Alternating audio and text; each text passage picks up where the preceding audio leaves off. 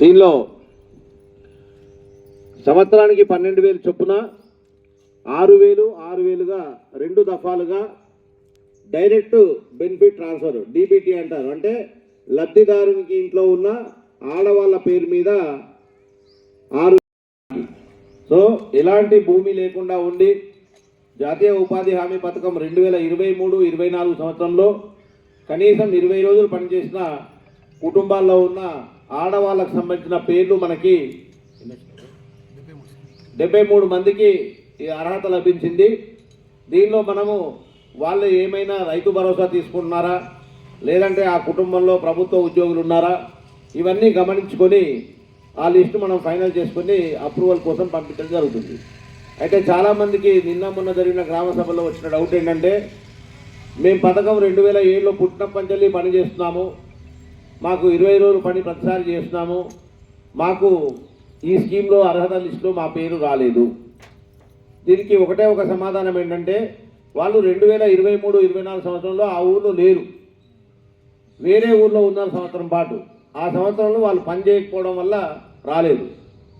ఈ సందర్భంగా మిగతా అందరూ కూలీలకు నేను విజ్ఞప్తి చేసేది ఏంటంటే, మనకి ఇప్పుడు 2024-25 ఫైనాన్షియల్ ఇయర్ నడుస్తుంది. ఈరోజు జనవరి 24, మనకి ఫిబ్రవరి నెల ఉంది, మార్చి నెల ఉంది. ఎవరైనా జాబ్ కార్డు ఉండి భూమి లేని నిరుపేదలు ఉంటే ఈ 60 రోజుల్లో కనీసం 20 రోజులు పనికి వచ్చినట్లయితే వాళ్ళు ఏప్రిల్లో జరిగే కార్యక్రమంలో వాళ్ళ పేర్లు కూడా యాడ్ అవుతాయి. లేదు 2023-24లో మేము 20 రోజులు పనిచేసాం, మా పేరు రాలేదన్నప్పుడు ఒక దరఖాస్తు మనకి ఇక్కడ ఇచ్చినట్లయితే ఈరోజు సాయంత్రం లోపు వాటిని వెరిఫికేషన్ పంపించి ఒక వారంలో శాంక్షన్ చేయడం జరుగుతుంది. ఆత్మీయ భరోసా, ఈ ఆత్మీయ భరోసాలో వచ్చిన జాబితా లేవు కాబట్టి కొద్దిగా కన్ఫ్యూజన్ ఉంటుంది, అదొకసారి దయచేసి గమనించుకోండి. దీనికి సంబంధించి పూర్తి సమాచారం మన గ్రామ పంచాయతీ కార్యాలయంలో ఉంది, మీరు లిస్టు సరిచూసుకోవచ్చు. సాహేద, వడ్లూరి దేవవ్వ, ఈరబోయిన ఎల్లవ్వ, చిన్న మైసమ్మ గారి సతీషు, సంతోషం, దేవ లక్ష్మి,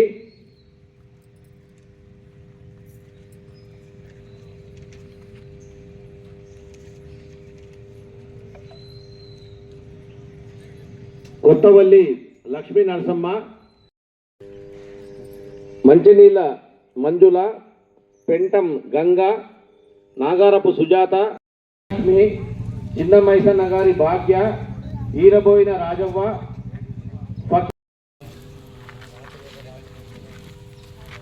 తార్ల శ్యామల, గుడికాడి నాగరాణి, వరణి పోచమ్మ, పెద్ద మైసమ్మ గారి మంజుల, శనిగారపు సుమలత, గాండ్ల భాగ్య, మదేవ, గాండ్ల సునీత, శివరాత్రి లక్ష్మి, ఈరబోయిన పద్మ, మాడుగుల రమాదేవి, ఈరబోయిన పద్మ,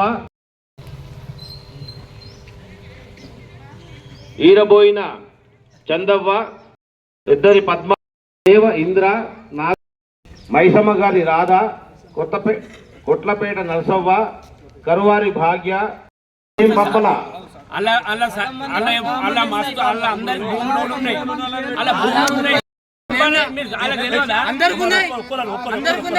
ఎవరన్నా ఒకరు ఉంటే మంచిది.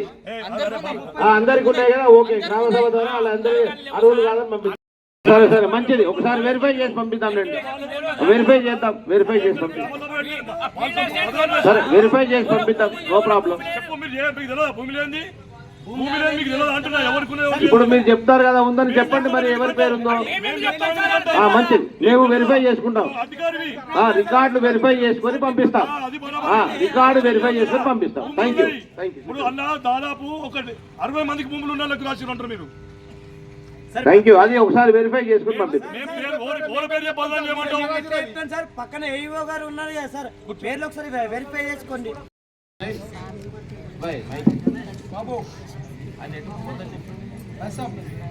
చూడడానికి తప్పితే గతంలో ప్రజాపాలన జరిగినప్పుడు కానీ ఇంటింటి సర్వే చేసినప్పుడు కానీ ప్రతి ఒక్కరి డాటా ఇవ్వడం జరిగింది. రేషన్ కార్డు లేని వాళ్ళు రేషన్ కార్డు లేవనిచ్చిండ్రు, ఇల్లు లేని వాళ్ళు ఇల్లు లేవనిచ్చిండ్రు, జాగుండి ఇల్లు లేని వాళ్ళు మాకు జాగుంది అని రాసిచ్చిండ్రు. ప్రతి ఒక్కటి మీ దగ్గర డాటా, ప్రతి ఒక్క ఇంటి డాటా మీ దగ్గర ఉంది. ఉన్నప్పుడు మళ్ళా కాలయాపన చేయడానికి తప్పితే ఇవాళ ప్రజలందరినీ ఆఫీసుల చుట్టూ దింపడానికి అప్లికేషన్లు కౌంటర్లు పెట్టుకుంటా ఇది ఎంతవరకు కరెక్ట్ అని మేము అడుగుతా ఉన్నాం. ఎందుకంటే ఇవాళ మళ్ళీ దీని అయిపోయే వరకు కొనసాగుతూ ఉంటుంది. సర్వే అంటారు, ఎలక్షన్ కోడ్ వస్తుంది, మళ్ళీ అది కాగానే గ్రామ సభ కాగానే, గ్రామ పంచాయతీ ఎలక్షన్ కాగానే జడ్పీటీసీ, ఇవి కాగానే లోకల్ ఇంకా ఎమ్మెల్సీ, సొసైటీ, ఈ విధంగా ఒక 15 నెలలు మళ్ళా ఒక ఏడాది అర్థం. ఇప్పటికీ ఏడాది గంగల కలిసింది, మళ్ళీ ఏడాది అర్థం కాలయాపన చేయడానికి తప్పితే ఈ గ్రామ సభ వల్ల ఎలాంటిది ఒరిగేది లేదు. ఇప్పుడు ఇచ్చినందుకు సంతోషం, కానీ మళ్ళీ మీ దగ్గర ఉన్నాక కూడా ప్రతి ఒక్కరి డాటా ఉన్నాక కూడా మళ్ళీ ఈ డాటాల పేరుతో తిరగడం, తీసుకోవడం ఎంతవరకు కరెక్ట్ అని మేము అడుగుతాం. దీనికి సమాధానం ఎవరు చెప్తారు చెప్పండి. పని కూడా లేదు, మా దగ్గర డాటా ఉంది.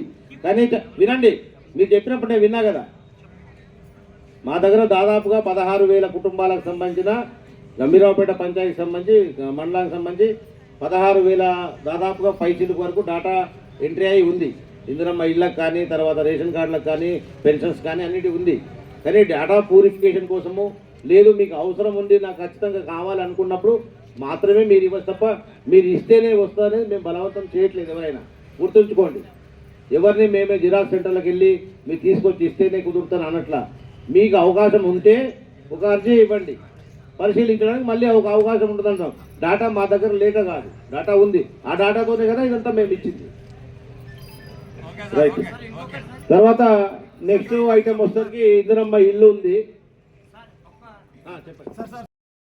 కేసీఆర్ ప్రభుత్వం 10 ఏళ్ళు జరిపింది.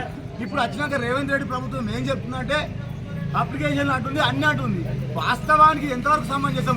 ఆల్రెడీ మీరు అన్ని ఎంక్వైరీ చేసుకున్నారు. ఇప్పుడు పెళ్ళి మీరు ఎందుకు చేయలేదు? మళ్ళీ అర్థమైంది. ప్రజల్లో ఎవరిని ఇబ్బంది ఇప్పుడు ఏం చేస్తున్నారో మీకు తెలుసు.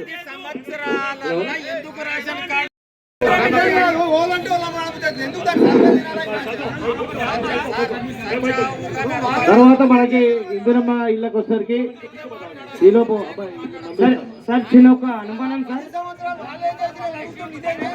ప్రభాకర్ ఒక్క నిమిషం.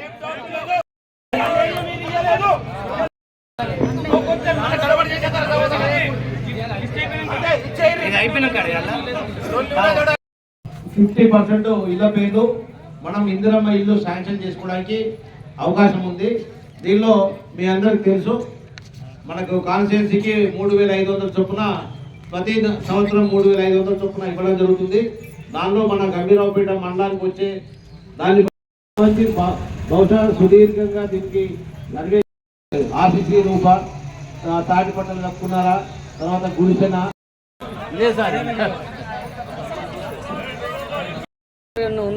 లేదు సుమోటోగా తొలగించే హక్కు ఎవరికి లేదు. చేయొచ్చు, సుమోటోగా తొలగించే హక్కు ఎవరికి లేదు. మనం అప్లికేషన్ పెట్టకుండా మన కార్డులో పేరు తొలగించరు ఎవరు, అన్లెస్ వాళ్ళు చనిపోతే.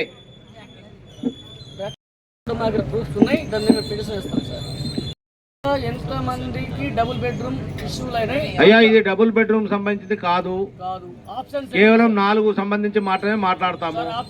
మీకు అది దానికి వేదిక వేరే ఉంది, అక్కడ వేదిక దగ్గర మాట్లాడండి.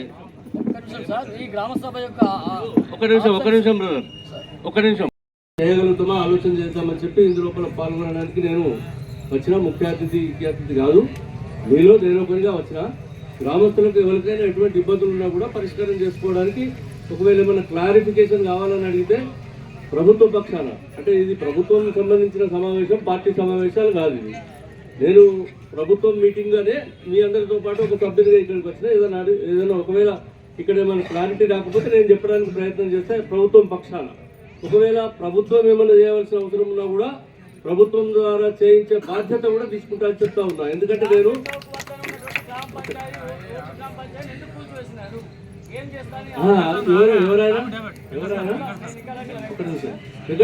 వెంకటస్వామి అయితే ఈ గ్రామ సభకు ఒక ఎజెండా ఉంటుంది.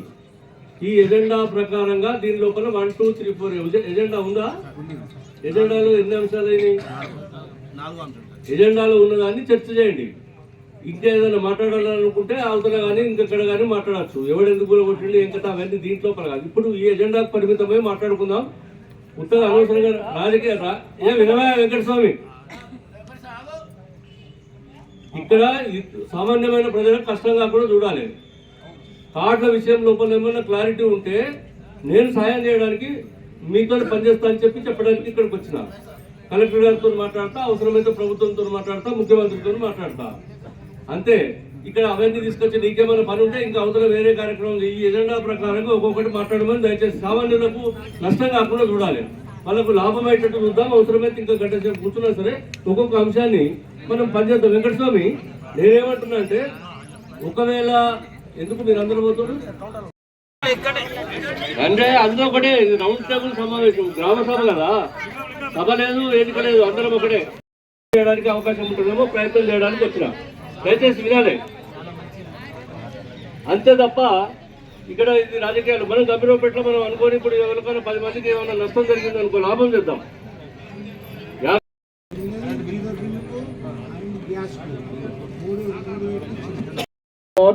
గవర్నమెంట్ నుంచి ఎప్పుడు లాగ్ చేస్తే అప్పుడు చేస్తాం మేము.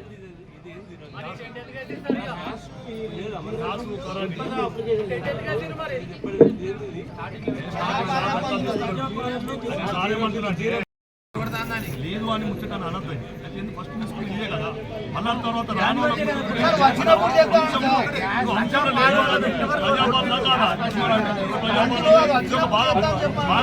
తీసుకున్నా లేదా అది అనద్దు. సార్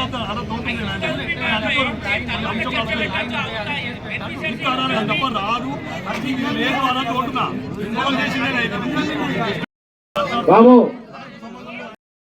నేను ఇచ్చిన కదా, ఎందుకు రాలేదని అడిగాడు కదా సర్పంచ్. ఇట్లా అయితే ఇవ్వండి, ఒక లిస్టు ప్రిపేర్ చేయండి, వాళ్ళు వచ్చే బాధ్యతలు తీసుకుంటాం. ఇది కూడా మళ్ళీ వచ్చేటట్టు చేస్తాం తప్పకుండా, ఎందుకంటే ప్రభుత్వం ఇచ్చినటువంటి హామీ నీకు రాదని చెప్పడానికి వీల్లేదు. ఎట్టి పరిస్థితులలో మనం ఇచ్చి తీరాలి. आगे ఓ మోహన్ साहब प्लीज आप भी आ सकते इधर, नहीं हम भी सुनना चाह रहे हैं, पुकारा तो समय में नहीं आता. हाँ ठीक है. సో ఇది ఏంటంటే మీరు ఆ ప్రకారంగా ఏం చెప్పాలంటే ఎవరైతే ఇంకా ఇటువంటి ఎంట్రీ కానీ ఎవరి దగ్గర నోట్ చేయమంటారు ఎండిఓ ఆఫీస్ మీద దరఖాస్తులు ఇచ్చేది ఉన్నాయా? ఇవన్నీ ఉన్నాయా? ఇప్పుడు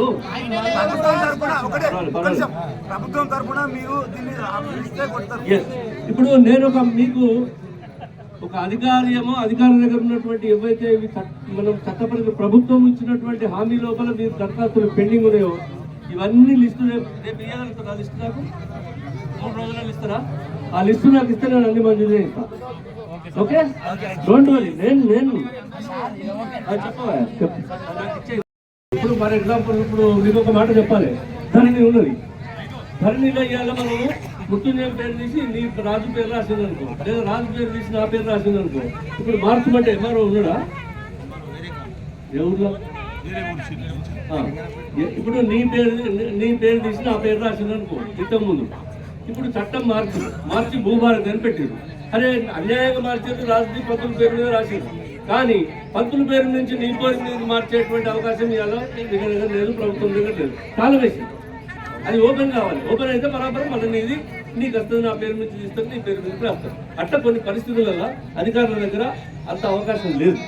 కాబట్టి నేను మీకు విజ్ఞప్తి చేసేది ఏంటంటే మా ప్రజలందరి తరఫున ఈ లిస్టులను ప్రిపేర్ చేసి కనీసం 3 ఇవాళ తారీఖు 30వ తారీఖు లోపల ఈ లిస్టు నాకు ఏంది, నేను కలెక్టర్ గారితో మాట్లాడతా, గవర్నమెంట్తో మాట్లాడతా, వీటన్నిటిని క్లియర్ చేసే బాధ్యత నేను తీసుకుంటాను. ఎందుకు అని వీని తీస్తేనే వానికి ఇవ్వాలని ఏం లేదు కదా. మరి వీడిని మంజూరు అయ్యా అనారోగ్యానికి ఇవ్వయా? నేను అనారోగ్యానికి ఇవ్వద్దు తీసేద్దాం, నేను చెప్పేది విని కమలాకర్. వానికి ఎవరికో వచ్చింది తీసేద్దామనే దానికంటే ఎక్కువ ఇంకో 10 మందికి ఇప్పించే పని చేయి అంటున్నా. ఇది కూడా చెయ్యి, అది చెయ్యి ఎక్కువ అంటున్నా. అట్లాంటి వచ్చినాయి ఏమన్నా తీసుకో, దరఖాస్తులు ఎక్కడ తీసుకుంటారు చెప్పండి, ఒకసారి చెప్పండి ప్లీజ్. పేర్లు ఉన్నాయి, బరాబర్ ఇప్పిస్తాం. ఎట్లయితే తర్వాత రెండో చెప్పు. రేషన్ కార్డులకు సంబంధించి 136 మంది పేరు చదివాం సార్. దానిలో గవర్నమెంట్ ఉద్యోగులు వాళ్ళు ఏమైనా ఉంటే అవి రీఎంక్వైరీ చేసి తీసేయడం ఒకటి. అలాగే మొత్తం 588 పేర్లు వాళ్ళ రేషన్ కార్డులో పిల్లల పేర్లు కానీ అంతవరకు రేషన్ కార్డులో ఎక్కని పేర్లు కానీ షాప్ వారుగా వాళ్ళకి చదివి వినిపించాం. ఎక్కడైనా ఏవైనా మిస్ అయి ఉంటే వాళ్ళకు సంబంధించి వాళ్ళు మళ్ళీ కొత్తగా అప్లికేషన్ పెట్టుకుంటే వాటిని మళ్ళీ మనం యాడ్ చేయడానికి అవకాశం ఉందని చెప్పాము. ఇది నడుస్తుందా నీకు రేషన్ కార్డుల విషయంలో వాళ్ళు ఏం చెప్తున్నారంటే ఒక లిస్టు చదివాం మేము, అలా కూడా ఎవరైనా అనర్హులు ప్రభుత్వ ఉద్యోగులకు ఇస్తారా అట్లా ఉన్నారా ఏమన్నా? వాళ్ళు చేసారు కరెక్టే. ఉద్యోగం లేదు, తర్వాత మొన్న గవర్నమెంట్ ఇచ్చిన ఉద్యోగంలో వచ్చింది, అవి చెప్పండి. ప్రభుత్వ ఉద్యోగులే తీసేస్తామని చెప్పండి, అయిపోతుంది. పంతులు ఇప్పుడు మనకు ఇస్తారు. అలాగే ఎవరైనా ప్రభుత్వోగుల తల్లిదండ్రులు కనుక కార్డు ఉంటే దానిలో ప్రభుత్వ ఉద్యోగులు కనుక తొలగిపోతే ఆటోమేటిక్గా వాళ్ళు తల్లిదండ్రులు కూడా అర్హులే అవుతారు.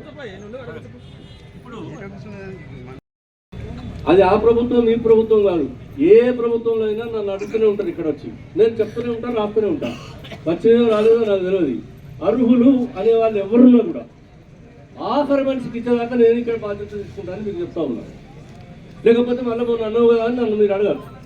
కానీ అర్హులు ఉన్న వాళ్ళని తీసుకురాని నేను చెప్తున్నాను. మీరు ఇక్కడ మన శక్తి అంతా దేనికంటే ఇంకా చాలా మందికి లేని వాళ్ళకి ఇప్పించే ప్రయత్నం చేయాలని చెప్పి నేను మీకు అందరికీ ప్రార్థన చేస్తా ఉన్నాను. నో పార్టీ అని నేను మీకు అందరికీ చెప్పిన. అందుకని నేను చెప్పిన, నేను ఒక సభ్యునిగా ఒక గ్రామంలో ఓటర్గా వచ్చిన దగ్గర కూర్చున్నాను చెప్తా ఉన్నాను. పార్టీలకు అతీతంగా నో పార్టీ నథింగ్. ఇవాళ మనం అందరం కలిసి అదే గంభీరపేటలో నిజంగా కూడా ప్రభుత్వం ఇచ్చినటువంటి హామీలు అని కాదు, ఇది గవర్నమెంట్ క్రియేట్ వస్తుందని కాదు, పేద ప్రజలకు లాభమయ్యే ప్రతిదీ చేపిద్దామని నేను చెప్తా ఉన్నా.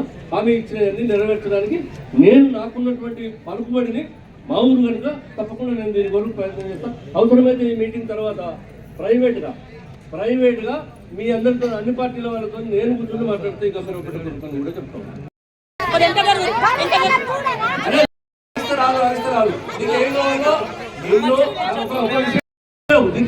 ఇప్పుడు గ్రామ పంచాయతీ ఉద్యోగులు ఎంత జీతం వస్తుంది, అందాలు ఎంత, అది కూడా రావాలి. ఏం చేయాలి మరి?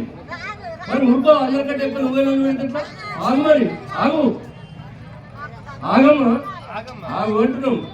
మేము మొత్తం తీసుకుంటున్నాం అని అంటుంటే కూడా నువ్వు మాట్లాడితే ఎట్లా?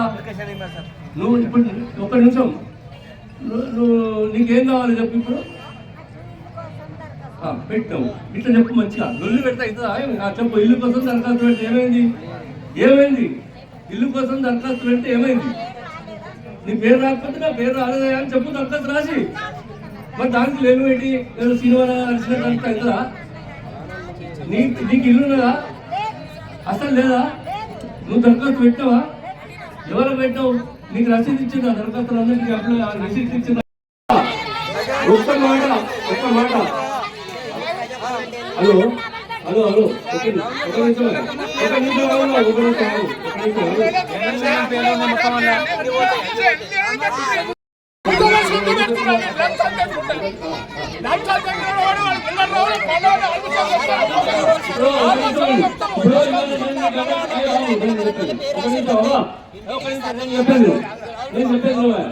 దయచేసి మీకు అందరికీ నా విజ్ఞప్తి. ఇప్పుడు నాకు అర్థమైంది మీరు అనేది నేనే చెప్తున్నా.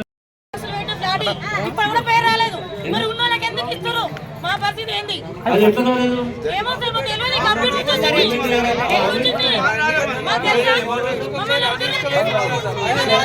నాకు అర్థమైంది కదా. అదే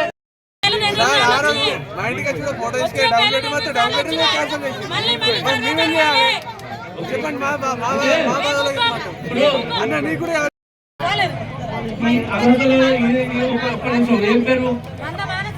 ఎవరు మీ దగ్గర సర్వే చేశారు?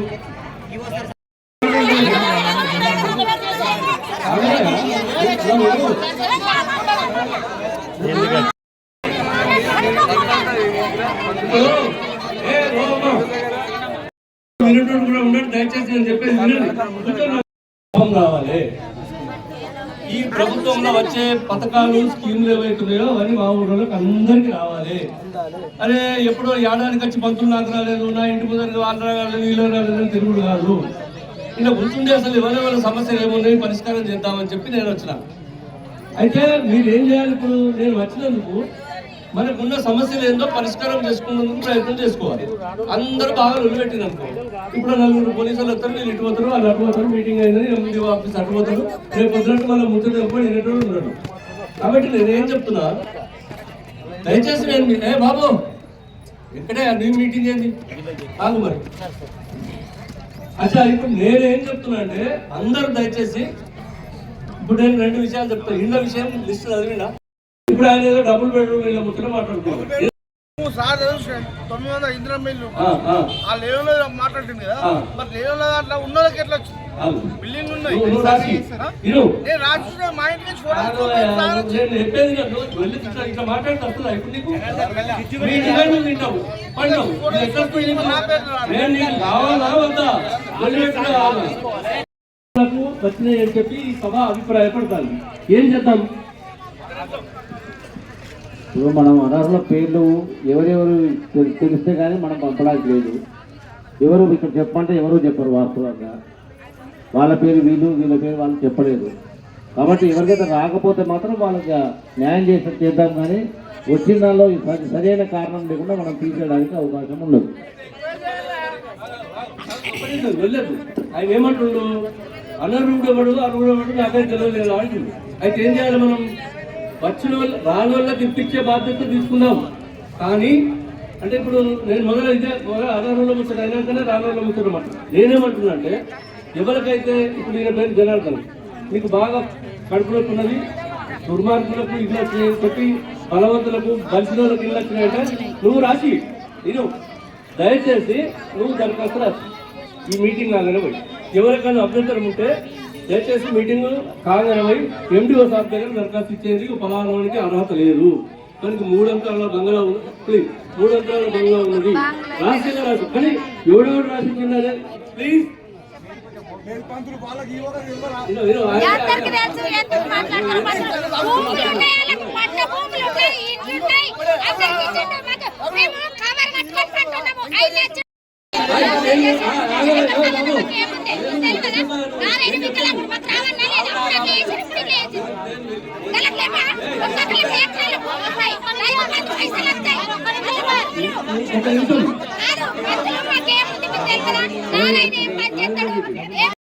ఇప్పుడు చూద్దా ఆ సారాజీ మేము కవర్ కట్టుకొని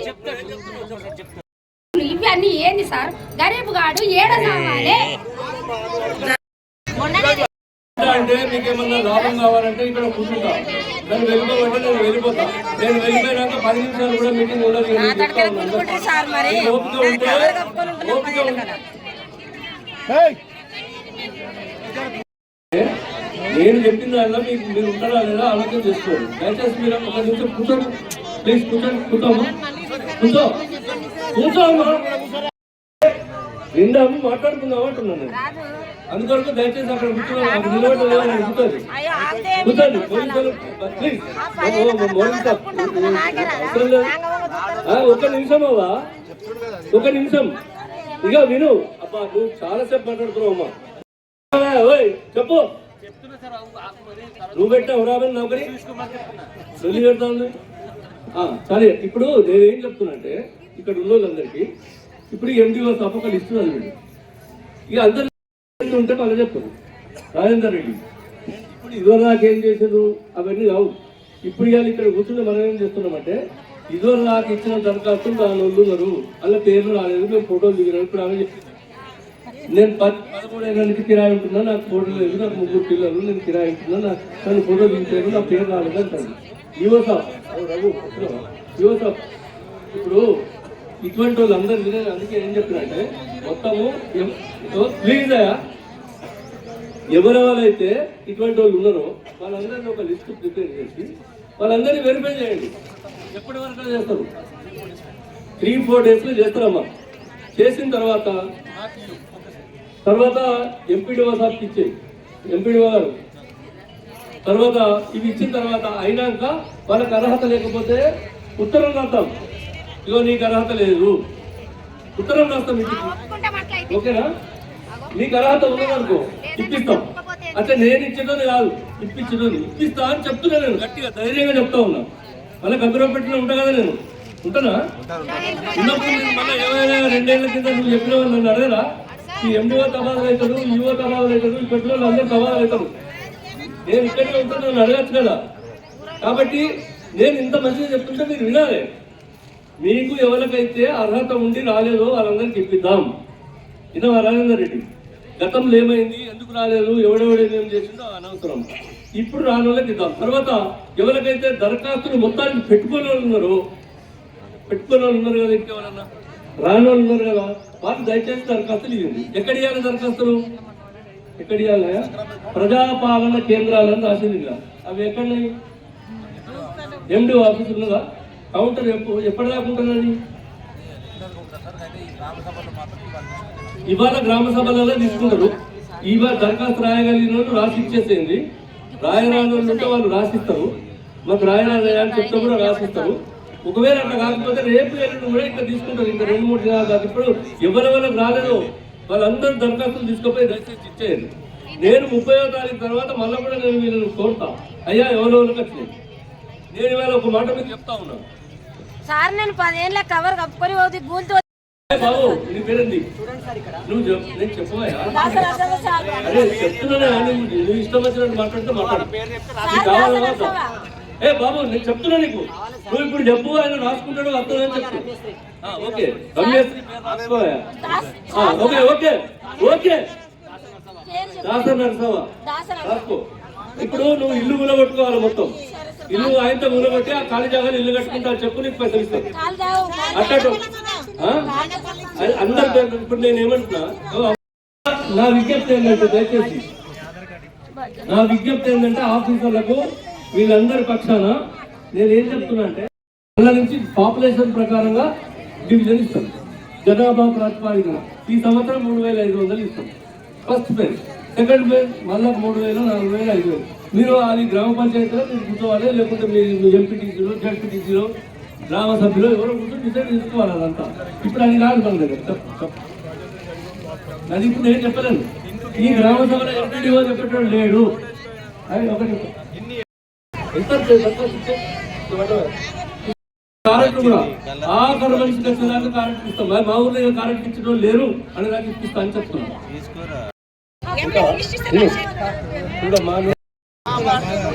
ఉండదు. నువ్వు కంప్లైంట్ ఇచ్చి పలానా నువ్వు కానీ ఇంకెవరైనా కానీ అరే